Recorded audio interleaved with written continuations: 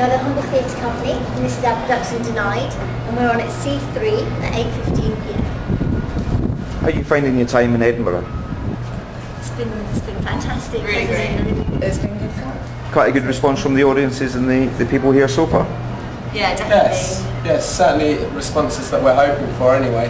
Responses of people talking about it, having conversations and about debating the issues quite a lot. which we think is important. So, The play itself is about the issues within the Muslim community and the various reactions within Britain and within the various other communities to issues that have been raised via like terrorism and 7/11, 9/11 and all the other major acts that have happened recently. With the play featuring burqas and traditional Islamic costumes, which I understand that you're actually, when you're out marketing and promoting the show, you actually wear. How's the reaction to that been?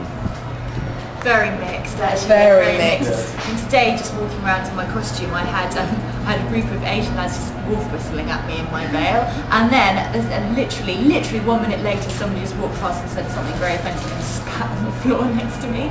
So it's just those kinds of. The first day I went out on the Royal Mile, in fact we were together, and someone came up and thought we were protesting in a religious way and nothing to do with the play at all. And told us that we weren't allowed on the streets of Edinburgh, and he was going to get us banned and call the papers, and it was absolutely disgusting. And we Muslims killed everybody in London all the time, and I mean it was ridiculous, absolutely ridiculous. And even today as well, I was because I go out in my full niqab and burqa, and somebody walked past me and didn't say it quietly. They actually shouted it, didn't they? Yeah. They said, "Take that thing off, you idiot." And other stuff as well. We just had instant shouting. It is very interesting because I'm playing a British character, so I'm not in Muslim costume. Traditional Muslim costume. So it's quite interesting that I approach people about the play, and they're quite happy to talk to me about it. Whereas if one of the girls who are dressed up in their hijabs were to approach them, you could see there is a clear difference in how people react, and they almost step away a bit. But didn't you find that when we were all standing as a group, it was you and Jen who were both playing English characters, that people immediately went to them. They looked at us as if we were, I don't know, statues or something, and then went straight to the British people to talk to them because they're, I don't know, safe or easy to chat to or whatever. But you found that quite a lot. I found that quite a lot. I found the fact that, we'd be stood in a group, and the people that would get approached are myself and Jen, who plays Fran in the play, and Millie in the play, sorry. And you'd find that they found us less threatening for some reason than the girls who are in the hijabs. And it is interesting to see that we're meant to be living in a society that is integrated, in a society where people are accepting and tolerant, and it's interesting to see the different reactions that people are giving and getting, because some people are very tolerant and very accepting and very happy for us to be there, and some people are, well, just with some of the responses the girls have had, examples the girls have given, some people are very anti it, and it's very interesting I haven't had one person come up to me and ask me about the play and talk to me.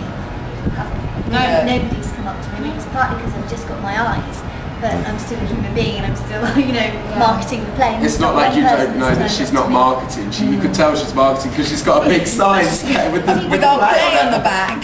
Bit of a giveaway there. Yeah. People do get very heated about it though. Yesterday I spoke to a lady from Bolton who basically said she shouldn't be wearing that because it scares the children. She said, but do you know how many children have nightmares because these people with these veils? She said, and they do it in Bolton. She said, and I think it's wrong.